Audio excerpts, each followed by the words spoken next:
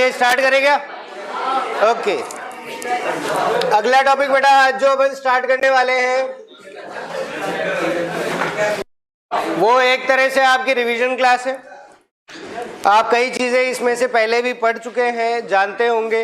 अगर नहीं पढ़ा है तो आज यहाँ पर हम वापस पढ़ लेते हैं, ठीक है। हम बात करने वाले बेटा हमारा टॉपिक मैन्योर और फर्टिलाइजर, ठीक है। मैन्योर्स का मतलब क्या होता है? खाद, और फर्टिलाइजर्स क्या है? उर्वरक है, जानते हैं हम अच्छे से, ठीक है। इस टॉपिक को पढ़ने के लिए हमें पहले एक टॉपिक के बारे में पता होना चाहिए, ठीक है। वो टॉपिक है हमारा न्यूट्रिएंट्स या फिर पोषक तत्व। पिछली बार जो क्लास थी उस टाइम पर मैंने कहा था कि आपको रिवाइज करके आना है, बोला था। एंटोमोलॉजी गई थी और पोषक तत्व भी कहे। कितने लोग रिवाइज करके आए न्यूट्रिएंट्स या पोषक तत्व? न्यूट्रिएंट्स या पोषक तत्व जो है कितने लोग रिवाइज करके आए? एक, ठीक है। तो बाकी सबसे क्वेश्चन पूछ लेते हैं, तुम्हारा रिवीजन हो जाएगा, ठीक है। चलो, सबसे पहले कि हमारे जो आवश्यक पोषक तत्व है वो कितने हैं बेटा? आवश्यक पोषक तत्व या फिर एसेंशियल प्लांट न्यूट्रिएंट्स कितने हैं? चलो ऑप्शन दे देते हैं। एक है 3, एक है 16, एक है 17 और एक है 21। कितने हैं बेटा? 17। कितने हैं? 17। आवश्यक पोषक तत्व या एसेंशियल प्लांट न्यूट्रिएंट्स 17 है, ओके। और हमारे फंक्शनल प्लांट न्यूट्रिएंट्स या फिर हमारे जो हम कह सकते हैं फंक्शनल को हिंदी में क्या कहते हैं बेटा? क्रियात्मक पोषक तत्व, वो कितने हैं? चलो फिर ऑप्शन वापस से वही 3, 16, 17 और 21। फंक्शनल न्यूट्रिएंट्स कितने हैं? चलो 17 तो हमें पता लग गया, 17 तो आंसर है नहीं क्योंकि वो तो एसेंशियल न्यूट्रिएंट्स है, ठीक है। दूसरा ऑप्शन 16 तो वो भी गलत है क्योंकि एसेंशियल प्लांट न्यूट्रिएंट्स पहले 16 थे, हमने निकल को ऐड किया तो 17 हो गए। बच गए दो ऑप्शन 3 और 21, ठीक है। 3 जो है वो हमारे फंक्शनल नहीं है, वो हमारे संरचनात्मक पोषक तत्व है, स्ट्रक्चरल प्लांट न्यूट्रिएंट्स, जिसके अंदर कार्बन, हाइड्रोजन और ऑक्सीजन आते हैं। बच कौन गया? 21, ठीक है। तो हमारे जो टोटल न्यूट्रिएंट्स है, ठीक है, एक बार समझ लो इसको, बहुत सिंपल सा कॉन्सेप्ट है, काम आता है और इसी में से क्वेश्चन जो है वो एग्जामिनर हमसे पूछता है, ठीक है। जब भी हम बात करेंगे बेटा किसकी? हमारे पौधों के अंदर मिलने वाले पोषक तत्व के बारे में, किसके बारे में बात करेंगे? ठीक है, वह पोषक तत्व जो पौधों के लिए बहुत जरूरी है, उनको जब हम डिवाइड करते हैं तो मेनली हम 2 पार्ट्स में डिवाइड करते हैं। कितने पार्ट्स में? ठीक है, एक जो हमारे पास है उनको हम कहते हैं नॉन मिनरल न्यूट्रिएंट्स। क्या बोलते हैं बेटा? ठीक है, नॉन मिनरल न्यूट्रिएंट्स को हम क्या बोलते हैं बेटा? अधातु पोषक तत्व। क्या कहते हैं? ठीक है, दूसरा जो पार्ट है इधर अधातु है तो इधर कौन सा हो जाएगा? ठीक है, मिनरल हो जाएगा या धातु पोषक तत्व है वो आ जाएगा। ठीक है, 2 पार्ट से, सिंपल सा है, क्लासिफिकेशन सिर्फ समझते हुए चलना हम क्या चीज कर रहे हैं। ठीक है, अधातु पोषक तत्व की बात करें तो यहाँ पर हमारे पास जो मेन न्यूट्रिएंट्स हैं उनको जब हम नाम लिखते हैं, ठीक है, तो उसके अंदर हमको लिखने होते हैं 3 नाम। कितने नाम बेटा? 3 नाम। कौन कौन से? कार्बन, हाइड्रोजन और ऑक्सीजन। ठीक है, ये तीनों जो है बेटा इनको हम क्या बोलते हैं? संरचनात्मक पोषक तत्व। क्या कहते हैं? या हम कहें तो हम इनको बोलते हैं स्ट्रक्चरल न्यूट्रिएंट्स। क्या कहते हैं बेटा? चलो, संरचना का मतलब क्या होता है पता है क्या? संरचना क्या होती है? स्ट्रक्चर। ठीक है, और स्ट्रक्चर क्या होता है? संरचना। ठीक है, चलो मैं कहाँ रहता हूँ? इसके घर के पास और वो कह रहा था मेरे घर के पास, ठीक है, वही बात है। तो स्ट्रक्चर का मतलब है बेटा प्लांट का शरीर, क्या मतलब है, ठीक है, जिस न्यूट्रिएंट से प्लांट का शरीर बना हुआ है उसको हम क्या कहेंगे, स्ट्रक्चरल न्यूट्रिएंट्स। बात क्या याद रखनी है कि ये तीनों न्यूट्रिएंट्स जो है वो मिलाकर प्लांट का कितना पार्ट बनता है, 96 पार्ट, कितना बनता है, ठीक है। बाकी बचे हुए 4% के अंदर सारे के सारे आ जाएंगे, ठीक है। 96 पार्ट तो किससे बना हुआ है, 3 एलिमेंट से, कार्बन, हाइड्रोजन और ऑक्सीजन। इनमें से भी सबसे इंपॉर्टेंट कौन सा होगा, कार्बन, ठीक है, क्योंकि जब तक कार्बन नहीं है हम किसी को ऑर्गेनिक कह ही नहीं सकते, ठीक है। तो हमारे पास कार्बन सबसे इंपॉर्टेंट इसके अंदर आता है। संरचनात्मक पोषक तत्व कहेंगे, क्या ये प्लांट के लिए जरूरी है, जरूरी है, वरना बनेगा कैसे, इसीलिए ये हमारे कैसे आवश्यक पोषक तत्व है, ठीक है। दूसरी बात कर ले तो हमारे पास जो है मिनरल न्यूट्रिएंट्स जो है उनको हमने मेनली कितने पार्ट्स में डिवाइड किया, 2 पार्ट्स में।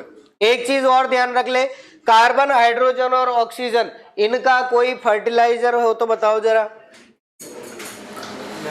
ऐसा कौन सा फर्टिलाइजर या मैन्योर है जो कार्बन देता है, फर्टिलाइजर बताओ, कौन सा फर्टिलाइजर कार्बन देता है, चलो कौन सा फर्टिलाइजर हाइड्रोजन देता है, कौन सा फर्टिलाइजर ऑक्सीजन देता है, पानी, वो फर्टिलाइजर है, ठीक है। तो इससे याद रखे बेटा, इनके लिए हम कभी भी फर्टिलाइजर का यूज नहीं करते क्योंकि ये किसी भी फर्टिलाइजर द्वारा नहीं दिए जाते, ठीक है।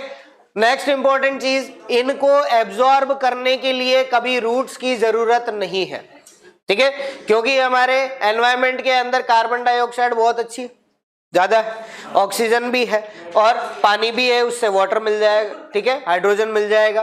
तो यहां पर किसी फर्टिलाइजर की कोई रिक्वायरमेंट नहीं होती है, ठीक है। आपके लिए क्वेश्चन यहां से जो फ्रेम होते हैं वो ध्यान देना, अलग टाइप के बनते हैं। पहला तो पूछता है 4 ऑप्शन देकर कि इनमें से कौन सा स्ट्रक्चरल न्यूट्रिएंट है, तो आंसर दे दोगे, ठीक है। दूसरा क्वेश्चन क्या बनता है, इनमें से कौन सा ऐसा न्यूट्रिएंट है, ठीक है, जिसके लिए किसी फर्टिलाइजर की रिक्वायरमेंट नहीं होती, तो भी हमारा आंसर आ गया कार्बन, हाइड्रोजन और ऑक्सीजन। तीनों दिए हैं तो आंसर उपरोक्त सभी जाएगा, वरना एक सिलेक्ट कर लेना, ठीक है। फिर एक क्वेश्चन जो है वो आपके लिए बनता है कि इनमें से कौन सा हमारा हम कह सकते हैं मैक्रो न्यूट्रिएंट नहीं है या फिर हमारा गौण पोषक तत्व नहीं है। तो मैक्रो न्यूट्रिएंट है क्या, ये तो स्ट्रक्चरल है, तो वहां पर भी हमारा आंसर इसमें से जा सकता है, ठीक है। समझ में आ गया, 3 टाइप के क्वेश्चन यहां से बन रहे हैं। दूसरा, जब हम बात करते हैं हमारे मिनरल न्यूट्रिएंट्स की, तो हमारे पास टोटल जो न्यूट्रिएंट्स है, ठीक है, वो न्यूट्रिएंट्स यहां पर तो कितने आगे बेटा, 3 आए ही नहीं आए, आगे 3 के बाद अगर 17 में से माइनस करो तो बच कितने गए, ठीक है, 14 बच गए। अब इसके अंदर हमारे पास 2 पार्ट्स आ जाते हैं, एक तो आ जाता है कौन सा, मैक्रो, ठीक है, और एक कौन आता है, माइक्रो, ठीक है। मैक्रो को हम क्या कहते हैं बेटा, गौण पोषक तत्व, और माइक्रो को क्या कहते हैं, सूक्ष्म पोषक तत्व, ठीक है। इन दोनों का क्राइटेरिया पता है क्या तुमको, मैक्रो न्यूट्रिएंट क्यों कहते हैं, मैक्रो का मतलब क्या होता है ये बताओ, माइक्रो का मतलब तो पता होगा, सूक्ष्म, मैक्रो का मतलब बड़ा, ठीक है। तो जो ज्यादा क्वांटिटी में चाहिए वो क्या है, मैक्रो न्यूट्रिएंट, और जो कम क्वांटिटी में चाहिए वो माइक्रो न्यूट्रिएंट, ठीक है, सिंपल सा कॉन्सेप्ट। अब बात आती है कि कितना ज्यादा और कितना कम चाहिए, तो एक ही याद रखना है, 1 ppm, कितना बेटा, अगर 1 ppm से ज्यादा चाहिए होगा तो मैक्रो न्यूट्रिएंट कह देंगे, और अगर 1 ppm से कम चाहिए होगा तो माइक्रो कह देंगे, बस इतना सा कॉन्सेप्ट है, ठीक है। अब यहां पर फिर वापस क्या याद रखना बेटा कि मैक्रो जो थे उनको हमने 2 पार्ट्स में डिवाइड करा, ओके, कौन कौन से, एक तो थे हमारे पास कौन से, प्राथमिक, कौन से, एक प्राथमिक है तो दूसरा क्या हो जाएगा, बस द्वितीयक हो जाएगा, ठीक है। प्राथमिक को क्या कहेंगे, प्राइमरी को क्या कहेंगे, सेकेंडरी कहेंगे, कोई डाउट इसके अंदर नहीं। अब याद कुछ नहीं रखना, जो हमारे प्राइमरी है उसके अंदर आते हैं NPK, कौन आता है, और द्वितीयक के अंदर कौन आता है, CaMgS। ठीक है, यहां पर वापस क्वेश्चन आता है, कंफ्यूज कर जाता है। ठीक है, पूछता है निम्न में से द्वितीयक पोषक तत्व का उदाहरण है। ठीक है, सेकेंडरी प्लांट न्यूट्रिएंट है, और उस टाइम पर हम यहां पर कंफ्यूज हो जाते हैं प्राइमरी कौन सा है, सेकेंडरी कौन सा है। ठीक है, तो याद रखना जिसके सबसे ज्यादा फर्टिलाइजर यूज किए जाते हैं वो क्या होते हैं, प्राइमरी होते हैं। जितने भी फर्टिलाइजर आपने देखे होंगे, नाइट्रोजन या फॉस्फोरस या पोटाश, ठीक है, अब उन्हीं के हम फर्टिलाइजर यूज कर रहे हैं सब ज्यादा, तो वो क्या है, प्राथमिक है, प्राइमरी। कहा क्यों वो समझ लो, क्योंकि नाइट्रोजन चाहिए किसके लिए, वृद्धि के लिए, क्लोरोफिल बनने के लिए सबसे पहले। तो जब तक क्लोरोफिल नहीं बनेगा वृद्धि कहां से होगी। ठीक है, तो नाइट्रोजन किसके लिए चाहिए, क्लोरोफिल के लिए। फॉस्फोरस क्यों चाहिए बेटा, गलत, अनार, जड़ों की वृद्धि के लिए, किसके लिए, जड़ों की वृद्धि के लिए। निर्माण कौन करता है, ऑक्सीजन करता है, कौन करता है, ऑक्सीजन। ये क्या करेगा, जड़ों की वृद्धि करेगा। बेटा ये क्वेश्चन जो है वो कंफ्यूज करेगा, ध्यान रखना। फॉस्फोरस का काम पूछ लिया तो पक्का देगा जड़ों की वृद्धि और जड़ों का निर्माण, उस टाइम के लिए याद रखना है। निर्माण तो किससे होगा, हार्मोन से, कौन सा, ऑक्सीजन। हमने टिश्यू कल्चर पढ़ लिया, जानते हो। ठीक है, जड़ों का निर्माण किससे होगा, ऑक्सीजन से, और तने का साइटोकाइनिन। ठीक है, तो निर्माण तो हो गया, उसके बाद उसका विकास होना है, वृद्धि होनी है, किससे, फॉस्फोरस से। तीसरी बात करें, पोटाश का मेन काम, वेरी गुड, पौधा उगा ही नहीं, प्रतिरोधक क्षमता क्या करेगा। शुरुआत में क्या काम है, स्टोमेटा, याद आ गया, स्टोमेटा ट्रांसपिरेशन तो करेगा ना बड़े होती। ठीक है, तो स्टोमेटा के क्लोजिंग और ओपनिंग को कौन रेगुलेट करेगा, पोटाश करेगा। तो ये उसकी जिंदगी में सबसे पहले चाहिए, इसीलिए हम क्या कहेंगे, प्राथमिक। और ये बाद में चाहिए, क्योंकि कैल्शियम क्या करेगा, मजबूती प्रदान करेगा। मैग्नीशियम क्या करेगा, क्लोरोफिल का सेंट्रल एटम। ठीक है, सल्फर क्या करेगा, ये प्रतिरोधक क्षमता प्रदान करेगा, है ना। पोटाश भी करता है, सल्फर भी करता है, दोनों करते हैं। मेन कौन करता है, पोटाश, सेकेंडरी कौन करता है, सल्फर। ठीक है, तो ये बाद के काम है ना, इसीलिए बाद में काम आएगा, इसीलिए क्या कहा, द्वितीयक पोषक तत्व। चलो 14 थे, उसमें से हमने कितने निकाल लिए अलग, 6 निकाल लिए। ठीक है, तो गौण पोषक तत्व 6 निकल गए, बच कितने गए, इतनी कमजोर है क्या मैथ से, 8 बच गए, 8 कितने, 8। ठीक है, माइनस करके देखो कितने हुए, 8 बचे। ठीक है, 8 बचे, उनको याद रखने की ट्रिक नहीं है, अपने आप याद होते हैं, 2-4 बार पढ़ लोगे अपने आप याद हो जाएगी, सिंपल से। एक हमें याद रखना है किसका, आयरन, कॉपर, जिंक, एक आ जाएगा Mn, एक आ जाएगा MO। ठीक है, इसके अलावा कौन आएगा, Zn हो गया बेटा, एक आ जाएगा बोरोन, एक आ जाएगा क्लोरीन, एक आ जाएगा निकल। कितने हो गए, 8 हो गए क्या, बस 7 हुए क्या, नहीं 8 हो गए मेरे को तो लग रहा है। ठीक है, तो 8 हो गए। ठीक है, अब ये जो हमारे हैं वो सूक्ष्म पोषक तत्व है, क्योंकि ये 1 ppm से कम मात्रा में चाहिए होते हैं। इसी टेबल से मेन क्वेश्चंस जो है वो आपके जेट ICR BHU में आते हैं। ठीक है, इवन आपके सुपरवाइजर तक के एग्जाम्स में इसके क्वेश्चंस आते हैं। ठीक है, आप AO का भी एग्जाम आगे जाकर दोगे, AO का दोगे, उसमें से भी क्वेश्चन आते हैं। सिंपल सा क्वेश्चन पूछता है, 4 ऑप्शन दे देगा और पूछ लेगा कि इसमें से कौन सा सूक्ष्म पोषक तत्व है। ठीक है, तो हमारा आंसर जो है इसमें से आएगा। अगर पूछ ले द्वितीय कौन सा है तो इनमें से आएगा, प्राथमिक पूछ ले तो इनमें से, और संरचनात्मक पूछ ले तो इसमें से। कोई डाउट रहा इसके अंदर, नहीं। इन सबके काम आपको याद होने चाहिए मुंह जबानी। ठीक है, एग्जाम में कंफ्यूज होना बहुत ही अच्छा इसके अंदर हो जाता है, क्योंकि काम मिक्स हो जाते हैं कि ये क्या काम करते हैं। तो आपको 17 प्लांट न्यूट्रिएंट्स जो है उनके काम याद रखने हैं। ठीक है, तो ये तो हो गया एसेंशियल। इसके बाद आए कौन, हमारे फंक्शनल न्यूट्रिएंट्स या फिर क्रियात्मक पोषक तत्व। ठीक है, क्रियात्मक पोषक तत्व का मतलब क्या है कि ये तो सारे के सारे हैं। ठीक है, इसके साथ साथ जो ये हमारे 17 है, इसके साथ हमने कितने 4 और जोड़ दिए। कितने जोड़ दिए बेटा?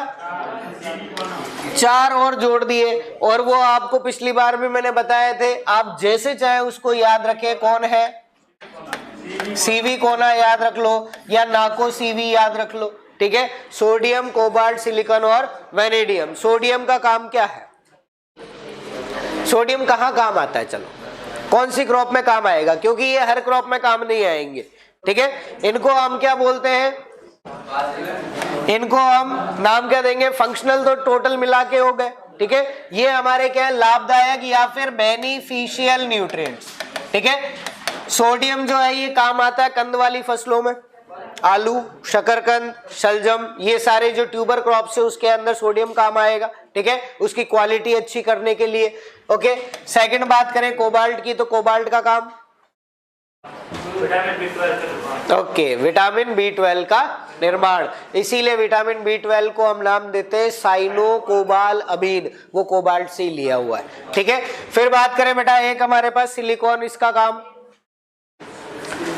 पौधों को दृढ़ता प्रदान करना, लॉजिंग से बचाना, ठीक है। तेज हवा चलेगी तो पौधे गिर जाएंगे, उसको लॉजिंग कहते हैं, ठीक है।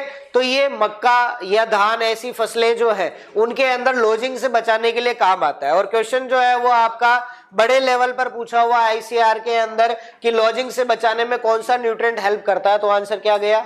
सिलिकॉन, ठीक है। लास्ट बचा कौन सा बेटा? वेनेडियम। ये क्या करता है? इसके लिए मैंने इंपॉर्टेंट नोट लगवा कर लिखाया था एक लाइन में कि कॉपी के ऊपर लिख लो उसको, और वो चीजें सबसे इंपॉर्टेंट है याद रखना। जो आपको कॉपी के ऊपर अलग से लिखवाता हूँ वो सबसे इंपॉर्टेंट है, और एज इट इज लाइन जो है वो एग्जाम में आती है, ठीक है। बताया था कि जो हमारी ब्लू ग्रीन एल्गी BGA है, नील हरित शैवाल, उसमें नाइट्रोजन फिक्सेशन में मदद कौन करता है? वेनेडियम करता है, ठीक है। तो क्या ये सभी क्रॉप में काम आ रहे हैं? क्या नहीं आ रहे, ठीक है। हर क्रॉप में काम नहीं आएंगे, इसीलिए हम इनको लाभदायक पोषक तत्व कहते हैं। तो जो आपके पोषक तत्व कौन से बेटा आवश्यक, उनके साथ आप 4 और जोड़ देंगे तो टोटल मिलाकर कितने हो जाएंगे? 21। इन्हीं को आप क्या बोलते हैं? फंक्शनल न्यूट्रिएंट्स कहते हैं। क्या बोलते हैं बेटा? फंक्शनल न्यूट्रिएंट्स या फिर क्रियात्मक पोषक तत्व कहते हैं, ठीक है। आपका एक क्वेश्चन जो है वो कंफर्म है, इस टेबल से आएगा इस साल, फिक्स है, आना ही है, ठीक है।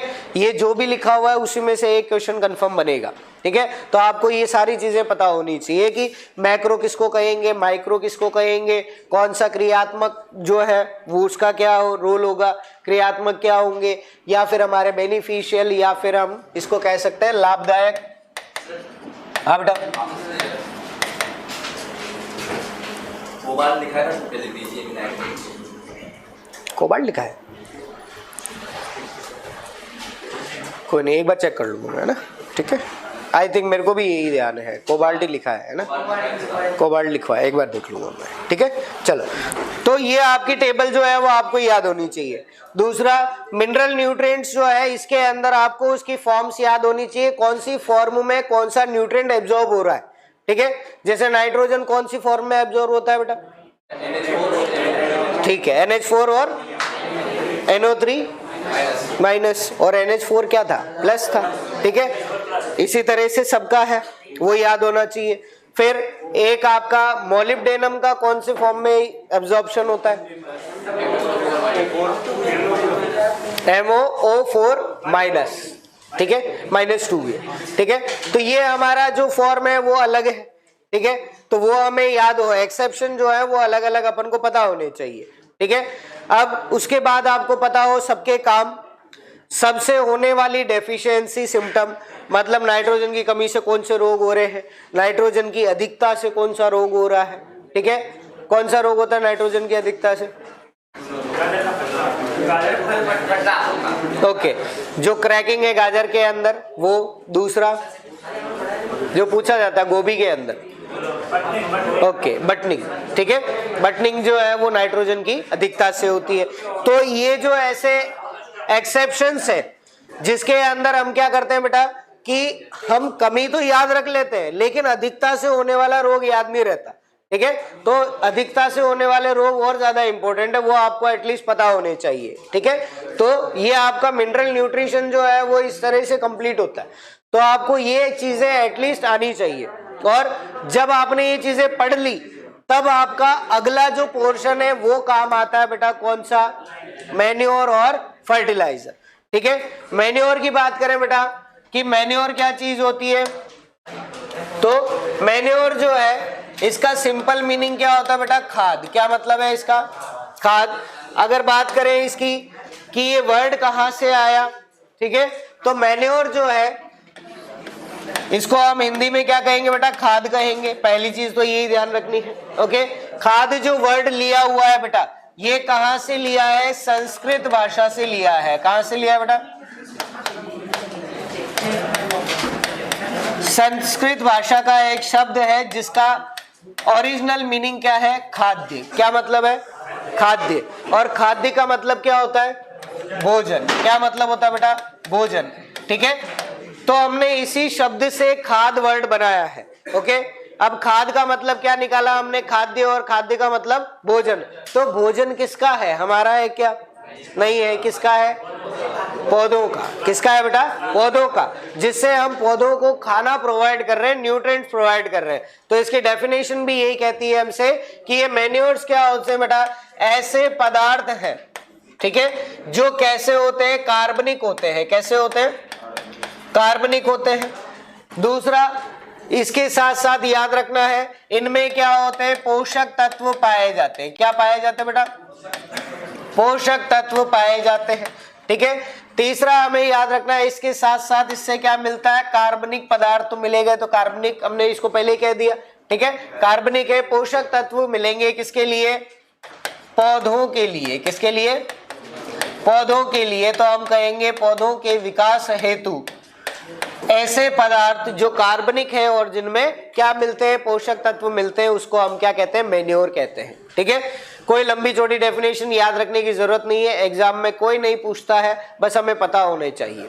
ठीक है, कोई नहीं पूछेगा कि ये मैन्योर क्या चीज होती है। ठीक है, बस इतना सा याद रखना बेटा, ये कैसे होते हैं, कार्बनिक होते हैं। कैसे होते हैं, कार्बनिक, या फिर ऑर्गेनिक होते हैं। ये कभी भी इनऑर्गेनिक नहीं होंगे। कैसे नहीं होंगे बेटा, इनऑर्गेनिक, मतलब अकार्बनिक कभी नहीं होंगे। ओके, कारण क्या है इसका बेटा, कि ये जो हमारे मैन्योर्स हैं, ठीक है, ये किससे बनते हैं वो चीज ध्यान रखें। तो ये एक तो बनते हैं किससे, हमारे पशु अवशेष से। किससे बनते हैं बेटा, ठीक है, और इसके साथ साथ किससे बनते हैं, पादप अवशेष से। किससे बनते हैं, पादप अवशेष से। ठीक है, पशु अवशेष की बात करें तो क्या क्या चीजें आएगी उसको ध्यान दें। एक तो इसके अंदर क्या आ जाएगा, गोबर। ठीक है, इसके अलावा हम कहें जो भी हमारा पशु है उसका मलमूत्र, या फिर हम कहें उसका बचा हुआ चारा। ठीक है, ये समझने के लिए है। ठीक है, ये भी कोई नहीं पूछता है, पर पता होना चाहिए। ठीक है, आपको यहाँ पर अगर क्वेश्चन में दूंगा तो उस टाइम पर आप कंफ्यूज जरूर होंगे, इसीलिए समझा रहा हूँ इसको। ठीक है, पादप अवशेष की बात करें बेटा, तो पादप अवशेष में क्या आ जाएगा हमारे पास, जो भी हमारे पादप की पत्तियां हैं, ठीक है, या बात करें पादप की जो हमारे डंठल है, ठीक है, या फिर हम बात करें पादप से मिलने वाला जो हमारा है, या फिर हम कहें भूसा है। ठीक है, तो ये हमारी जो चीजें हैं जो केवल पादप से मिल रही है वो अलग है, जो पशुओं से मिल रही है वो क्या है, अलग है।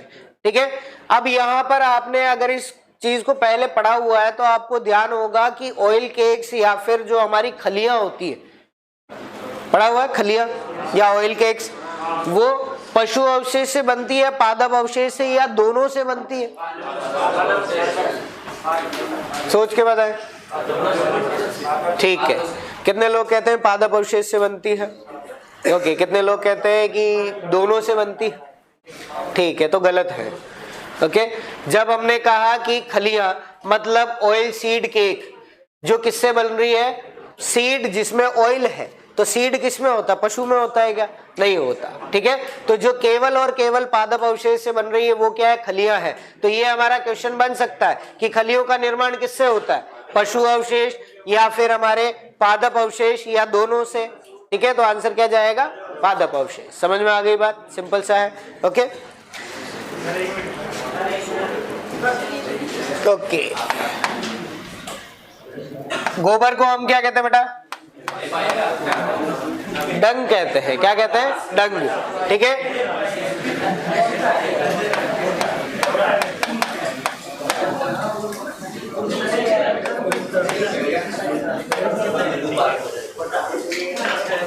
हाँ पोटा भी कहते हैं, लेकिन वो घर पे कहा जाता है, यहाँ नहीं कहेंगे, ठीक है।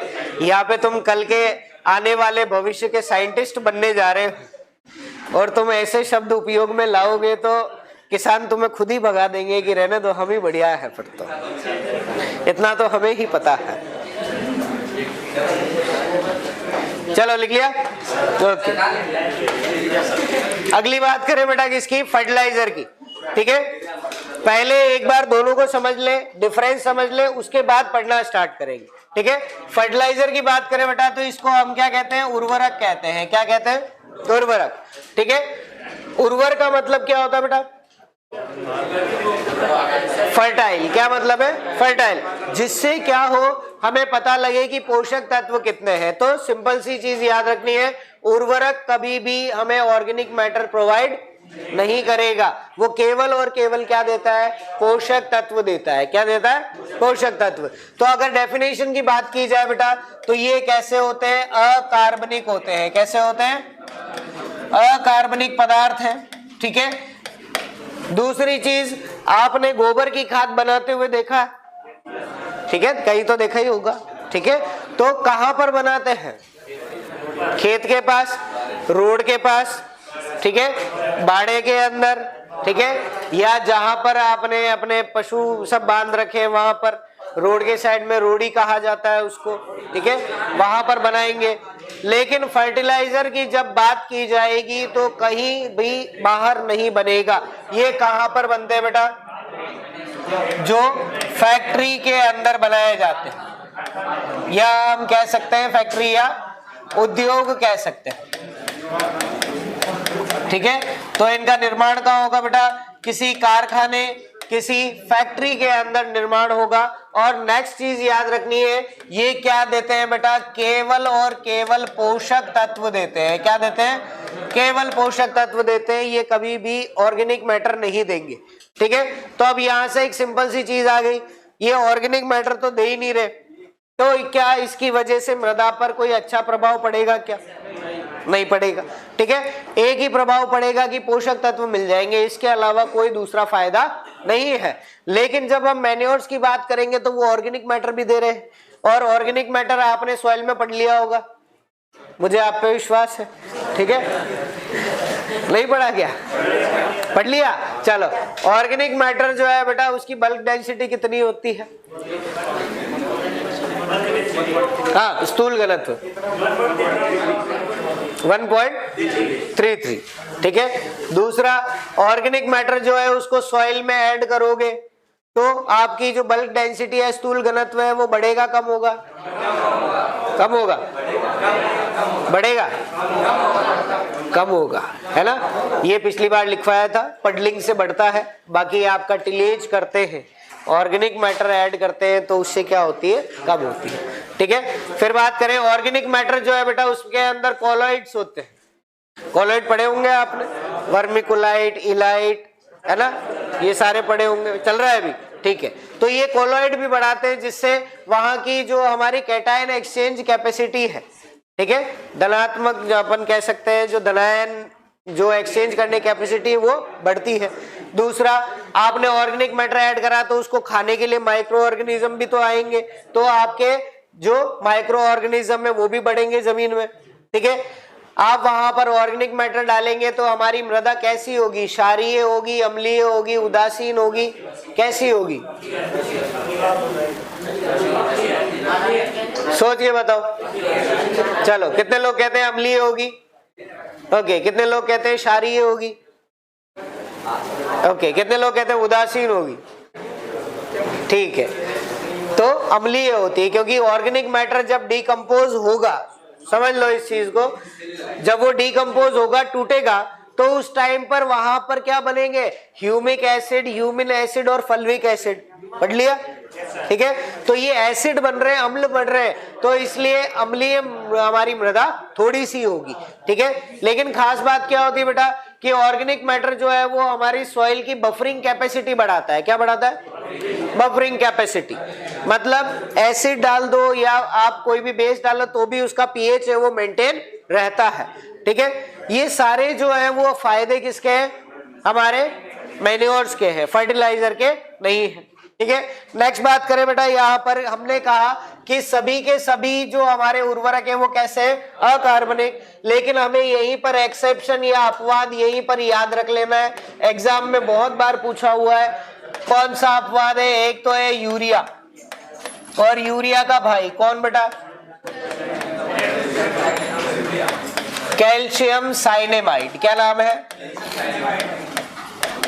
ओके, ये दोनों ऐसे उर्वरक हैं जो कैसे हैं, ऑर्गेनिक या कार्बनिक है, बाकी सब कैसे हैं, अकार्बनिक है।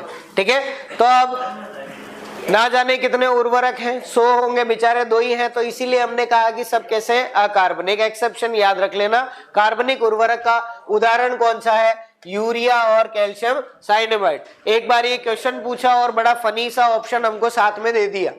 ठीक है, ऑप्शन क्या दिए वो सुन लो। यही क्वेश्चन पूछा था, निम्न में से कार्बनिक उर्वरक का उदाहरण है। ओके, पहला ऑप्शन दिया एसएसपी, ठीक है, दूसरा ऑप्शन आपको दिया वहां पर यूरिया, तीसरा ऑप्शन दिया डीएपी, और चौथा ऑप्शन दे दिया एफआईएम। क्या करोगे? वेरी गुड, एफआईएम मैन्योर है, खाद है, वो उर्वरक नहीं है। ठीक है, और क्वेश्चन क्या पूछा था? कार्बनिक उर्वरक कौन सा है? तो आंसर क्या जाएगा? यूरिया जाएगा। सामने लिखा हुआ है, तब पढ़ा रहा हूं, तब भी गलत कर रहे हो, है ना? और उसके बाद वो खुश भी बहुत हो रहा है कि हाँ मेरा आंसर सही है। चलो नेक्स्ट हम बात करें बेटा, पूरे विश्व की बात करो या भारत की बात करो, दोनों के अंदर ही जब हम बात करते हैं हमारा प्रथम उर्वरक कि सबसे पहले कौन सा उर्वरक बनाया गया था, तो कौन सा था बेटा? एसएसपी या सिंगल सुपर फॉस्फेट। ठीक है, एसएसपी किससे बनता है बेटा?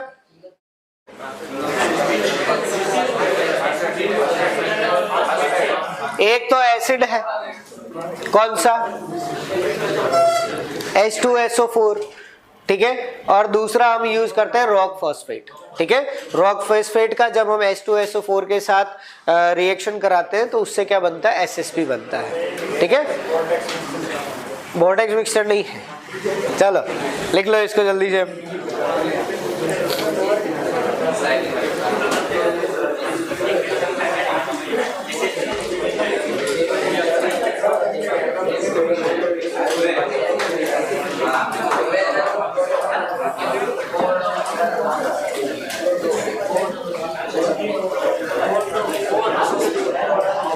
चलो लिखा गया? लिख लिया? चलिए आगे बात करें बेटा, कुछ डिफरेंसेस हैं जो एक बार हम देख भी ले, क्योंकि एग्जाम में आए हुए डिफरेंसेस हैं। ठीक है, पहला तो कि हमारे जो भी मैन्योर है या हमारे जो खाद है, ठीक है, और फर्टिलाइजर या हमारे जो उर्वरक है, उनके अंदर सबसे बड़ा डिफरेंस क्या है कि मैन्योर जो है वो कैसे होते हैं? ऑर्गेनिक होते हैं। कैसे बेटा? या हम कहेंगे कार्बनिक है। दूसरी बात करें, उर्वरक जो है ये कैसे होते हैं बेटा? अकार्बनिक। कैसे होते हैं? एक्सेप्शन आपको पता लग गए, एक तो यूरिया और एक कैल्शियम साइनेमाइड। नेक्स्ट बात करें इसके अंदर बेटा कि हमारे जो उर्वरक है, हमारे जो मैन्योर से खाद है, उसको हमने बनाया किससे? खाद को किससे बनाया? किससे? या तो फसल अवशेष या पशु अवशेष। ये ऑर्गेनिक है या नहीं है? ऑर्गेनिक है। तो हमारे पौधे के अंदर भी सारे न्यूट्रिएंट्स मिलते हैं, ठीक है, पशुओं के अंदर भी बहुत सारे न्यूट्रिएंट्स हैं। तो यहाँ पर ये क्या करते हैं बेटा, जो भी हमारे सारे के सारे न्यूट्रिएंट्स हैं, ठीक है, वो हमें प्रोवाइड करते हैं। तो ये हमें क्या करते हैं? सभी पोषक तत्व दे देते हैं। ठीक है, लेकिन जब हम उर्वरक की बात करेंगे बेटा, जैसे यूरिया की बात करो, तो यूरिया से क्या मिलता है? नाइट्रोजन। डीएपी से क्या मिलता है? फास्फोरस और नाइट्रोजन। एमओपी से क्या मिलता है? पोटाश मिलता है, K2। ठीक है, तो यहां पर जब हम फर्टिलाइजर की बात कर रहे हैं तो हमारा पोषक तत्व भी बदल गया। ठीक है, मतलब एक उर्वरक जो है वो कोई खास पोषक तत्व दे रहा है। तो हम यह कह सकते हैं कि ये क्या करते हैं, स्पेसिफिक प्लांट न्यूट्रिएंट, या हम कह सकते हैं कोई हमारा एक, या हम कह सकते हैं दो प्लांट न्यूट्रिएंट जो है वो पोषक तत्व जो है वो हमें प्रदान करते हैं, या फिर हम कह सकते हैं सीमित कह सकते हैं इसको, ठीक है, कि ये एक सीमित अमाउंट के अंदर पोषक तत्व प्रदान करते हैं, वो 17 के 17 पोषक तत्व हमको नहीं देंगे, ठीक है। जैसे हमने 17 अभी पढ़े, कौन कौन से थे सारे देखे, वो सबके सब आपको खाद में मिल जाएंगे, ठीक है, लेकिन वो सभी के सभी आपको उर्वरक के अंदर नहीं मिलेंगे। नेक्स्ट बात करें बेटा इसके अंदर कि इनमें जो पोषक तत्व मिलते हैं किसके अंदर, खाद के अंदर, जो भी प्लांट न्यूट्रिएंट्स मिल रहे हैं उनकी सांद्रता क्या होती है बेटा, इसके अंदर कॉन्सेंट्रेशन क्या होता है, कम होता है, ठीक है। जैसे FIM का सबको याद है, हम सभी जानते हैं FIM में नाइट्रोजन कितना 0.5%, फिर पोटाश की बात करें वो 0.5%, ठीक है, और अगर फास्फोरस की बात करें तो 0.25%, ठीक है। यहाँ पर जो सबसे बड़ी गलती होती है वो यही होती है कि हम याद रखते हैं NPK और मैंने नाइट्रोजन के बाद सीधा पोटाश पूछ लिया और तुम 0.25 पे चले गए, ठीक है, जबकि उसका आंसर क्या था, 0.5 था, ठीक है। तो पहले सुन लो मैं क्या कह रहा हूँ, ठीक है, उसके बाद आंसर दो, हवा में आंसर नहीं देने हैं, ठीक है। चलिए फिर बात करें बेटा उर्वरक के अंदर जो हमारे पोषक तत्व हैं उनकी सांद्रता क्या होती है बेटा, अधिक होती है। जैसे यूरिया में नाइट्रोजन कितना है, 46% है, हम सभी जानते हैं, ठीक है। MOP के अंदर पोटाश कितना है, 58 भी है, 60 भी है, ठीक है, 58 माना जाता है, वो नहीं दिया हो तो 60 करना है, ठीक है। फिर बात करें नेक्स्ट इसके अंदर, अगर आपने खाद जो है वो आपको 5 टन डालनी थी और आपके पड़ोसी ने कहा कि मेरे पास 2 एक्स्ट्रा ट्रॉली है और उसने 8 टन डाल दिया, क्या कोई बुरा प्रभाव पड़ेगा, नहीं पड़ेगा, ठीक है, खाद से कोई भी बुरा प्रभाव नहीं पड़ता है, ठीक है। तो हम कह सकते हैं इससे कोई भी बुरा प्रभाव जो है वो मृदा पर नहीं होता है। लेकिन अगर बात करें हमारी क्रॉप को 100 किलो यूरिया चाहिए था और हमने 100 की जगह 150 किलो यूरिया डाल दिया तो बिल्कुल उसके ऊपर क्या होगा, बुरा प्रभाव पड़ेगा। हमारी जो क्रॉप है हो सकता है उसके पत्ते जो है वो जलने लग जाए, लीफ स्कॉर्चिंग हो, ठीक है, या फिर हो सकता है हमारी जो क्रॉप है उसके अंदर ज्यादा उसकी वेजिटेटिव ग्रोथ हो जाए जिसकी वजह से वहाँ इंसेक्ट्स और डिजीज जो है वो ज्यादा हो जाए, ठीक है। तो हम कहेंगे इसकी वजह से क्या होता है बेटा, हमारी फसलों पर और हमारी जो मृदा है उस पर क्या पड़ता है, बुरा प्रभाव पड़ता है, ठीक है। नेक्स्ट बात करें इसके अंदर कि जो हमारे खाद है ये हमें क्या देता है, ऑर्गेनिक मैटर देता है। क्या देता है बेटा, ऑर्गेनिक मैटर, या हम कहेंगे ये हमें कार्बनिक पदार्थ भी देता है। लेकिन जब हम फर्टिलाइजर की बात करते हैं तो ऐसा इसमें कुछ भी नहीं होगा, ठीक है। नेक्स्ट बात करें कि जो हमारे खाद है उसको हम कहां पर बना सकते हैं, तो हम कहेंगे ये कहां पर बन सकते हैं, फार्म पर बनाए जा सकते हैं। कहां पर बनाए जा सकते हैं, फार्म पर, मतलब किसान खुद बना सकता है, ठीक है, उसको पता हो कि सही तरीका क्या है तो वो खुद अपने घर पे बना लेगा। लेकिन यूरिया का तरीका भी सीख ले, ठीक है, फिर भी क्या वो यूरिया को बना सकता है, क्या नहीं बना सकता। लेकिन आजकल यूरिया से तो दूध भी बना लेते हैं लोग घर पर ही, ठीक है, ये पुरानी बात है, ठीक है। तो वही हमें बात करनी है कि ये जो है वो कहाँ पर बनाए जाएंगे बेटा, किसी फैक्ट्री या कारखाने के अंदर बनाए जाते थे, ठीक है, आजकल नहीं बनाए जाते। चलिए नेक्स्ट बात करें बेटा, इसकी वजह से जो हमारे मृदा की दशाएं हैं, कंडीशंस है, जो प्रॉपर्टीज है, फिजिकल प्रॉपर्टी, केमिकल प्रॉपर्टी और बायोलॉजिकल प्रॉपर्टी, पता है ना हमको, ठीक है। चलो बताओ फिर, CEC या कैटायन एक्सचेंज कैपेसिटी, या फिर उसको हिंदी में हम क्या कहेंगे, धनायन विनिमय क्षमता, यही कहा जाता है। ये मृदा की फिजिकल प्रॉपर्टी है, केमिकल प्रॉपर्टी है, बायोलॉजिकल प्रॉपर्टी। ओके, कैसी, कैटायन एक्सचेंज कैपेसिटी CEC किस प्रकार की दशा है, भौतिक, रासायनिक या फिर जैविक। अच्छा चलो कोई बात नहीं, इसमें कंफ्यूजन है ना, इसीलिए मैंने पूछा, मेरे को पता है, आता ही नहीं है, वो दिमाग में नहीं आता है। ठीक है, आपको याद है, आप खुद ही आंसर अभी दोगे। धनायन विनिमय क्षमता, धनायन जो है वो किसके होते हैं? धनायन किसके बनते हैं ये बताओ? न्यूट्रिएंट्स के ही तो बनेंगे, हमारे कोई तत्व है उन्हीं के बनेंगे। ठीक है, पोषक तत्व जो है उनका टूटना या उनका धनायन बनना वो फिजिकल काम है या केमिकल काम है? आ गया आंसर।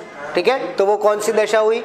रासायनिक दशा है। कौन सी है? रासायनिक। ठीक है, अगर आप बात करें आपकी मृदा का पीएच, वो कौन सी दशा है? मृदा का पीएच किस प्रकार की दशा है? भौतिक, रासायनिक या जैविक? फिजिकल पैरामीटर है।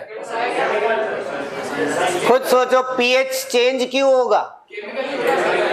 धनायन के चेंज होने से, ऋणायन के चेंज होने से तो होगा ना। तो वो भी क्या है? केमिकल प्रॉपर्टी है। ठीक है, उसको फिजिकल प्रॉपर्टी नहीं करना। फिजिकल प्रॉपर्टी मेन याद रखनी है सिर्फ 3। एक तो है आपकी मृदा का कणाकार, टेक्सचर, एक मृदा की संरचना, स्ट्रक्चर, और एक मृदा का रंग, मृदा का कलर। ठीक है, ये 3 जो है वो आपकी सबसे मेन फिजिकल प्रॉपर्टीज है। ठीक है, आपकी केमिकल प्रॉपर्टीज वो होंगी जो किसी आयन के टूटने से या धनायन या ऋणायन के बनने की वजह से हो रही है। ठीक है, आप बात करें SAR या सोडियम एब्जॉर्प्शन रेशो, ठीक है, पढ़ा हुआ है सॉइल में, आप पढ़ेंगे, आएगा आगे। सोडियम अवशोषण अनुपात जो है, ठीक है, सोडियम एब्जॉर्प्शन रेशो, ये भी पूछा जाता है। तो ये केमिकल प्रॉपर्टी है, वो बताता है कि हमारी जो मृदा है वो क्षारीय है या अम्लीय है। ठीक है, वो हमें उससे पता लगता है। ठीक है, फिर बात करेंगे आपकी मृदा में कितने सूक्ष्म पोषक तत्व है, वो कौन सी प्रॉपर्टी है? सिंपल है, वो तो हमें पता है, जैविक है। ठीक है, तो इन सब चीजों पर अच्छा प्रभाव जो है वो किसकी वजह से पड़ता है बेटा? हमारे ऑर्गेनिक मैटर से। ठीक है, एक हम यहाँ पर बात कर रहे हैं कौन सी? वाटर होल्डिंग कैपेसिटी, या हम कहेंगे जल धारण क्षमता। कौन सी क्षमता बेटा? जल धारण क्षमता। तो हमारी मृदा की जो जल धारण क्षमता है वो बढ़ती है किससे? खाद के उपयोग से। ठीक है, कारण जो है वो क्या है कि हमारे जो खाद है, ठीक है, उनकी डेंसिटी या बल्क डेंसिटी बात कर रहे हैं ना, वो क्या है? कम है। ठीक है, बट उनका जो वॉल्यूम है वो ज्यादा है, तो भार कम है। ये क्या करते हैं? वाटर को एब्जॉर्ब कर लेते हैं। ठीक है, और एब्जॉर्ब अगर ये करेंगे तो जितना ज्यादा खाद होगा उतना ज्यादा ऑर्गेनिक मैटर, और उतना ऑर्गेनिक मैटर है तो उतना ही पानी का ये क्या करेंगे? अवशोषण करेंगे। ठीक है, इसीलिए क्या होता है? वाटर होल्डिंग कैपेसिटी उसकी बढ़ जाती है। ठीक है, दूसरा, इसकी डेंसिटी कम है और ये जगह ज्यादा घेरता है। ठीक है, आप बात करेंगे एक ट्रॉली खाद लेके आओ और एक ट्रॉली पत्थर लेके आओ, भारी कौन होगा? पत्थर ही होंगे। तो डेंसिटी उनकी कम है पर जगह तो उतनी घेर रहा है ना वो एक ट्रॉली तो। ठीक है, तो इसकी वजह से क्या होगा बेटा कि वहां पर जो पोर स्पेस है या आपकी जो मृदा के जो रंध्र अवकाश है, ठीक है, वो क्या होते हैं? वो भी बढ़ जाते हैं। तो आपकी सॉइल की पोरोसिटी बढ़ जाती है। ठीक है, और पोरोसिटी बढ़ गई तो हवा का आवागमन होगा नहीं होगा? होगा ना। ठीक है, वहां पर ज्यादा रंध्र है तो पानी के साथ साथ जो है हवा भी आ जा सकेगी आराम से। तो उसकी वजह से आपकी सॉइल की जो एरिएशन या आपका हम कह सकते हैं जो वायु संचार है वो भी क्या होता है? बढ़ जाता है। तो ये सारी अच्छी चीजें हैं या नहीं? है ना। तो ये सब किससे होती है? खाद से। लेकिन अगर उर्वरक की बात करें तो इसकी वजह से ऐसा कुछ भी नहीं होता है। ठीक है, इसकी वजह से एक ही चीज होती है, वो है हमारी सॉइल का खराब होना। ठीक है, इसके अलावा और कुछ नहीं होता। ओके, आपको न्यूट्रिएंट्स मिल जाएंगे, उसके बाद सारे चीज जो है वो आपके ऊपर है। अगर आप किसी सॉइल में 7 साल तक केवल और केवल फर्टिलाइजर ही यूज करो तो आगे आने वाले 15 साल तक आपकी सॉइल जो है वो बंजर हो जाएगी। ठीक है, इसीलिए किसान चाहे यूरिया डालता हो, DAP, SSP कुछ भी यूज करे, लेकिन वो खेत तैयार करते समय खाद जरूर डालता है। ठीक है, और ये वही खाद है जो क्या करता है? उसकी सॉइल को बचा के रखता है, बाकी सॉइल जो है वो खत्म हो जाएगी। ठीक है, क्योंकि न्यूट्रिएंट अगर हमको नाइट्रोजन चाहिए, हमने नाइट्रोजन दे दिया, क्या प्लांट को सिर्फ नाइट्रोजन चाहिए क्या? उसे तो सारे न्यूट्रिएंट चाहिए, वो कौन देगा? खाद ही तो देगा, फर्टिलाइजर तो देगा नहीं, है ना। यही चीज है। चलिए इसको लिख ले, लिख लिया? चलो।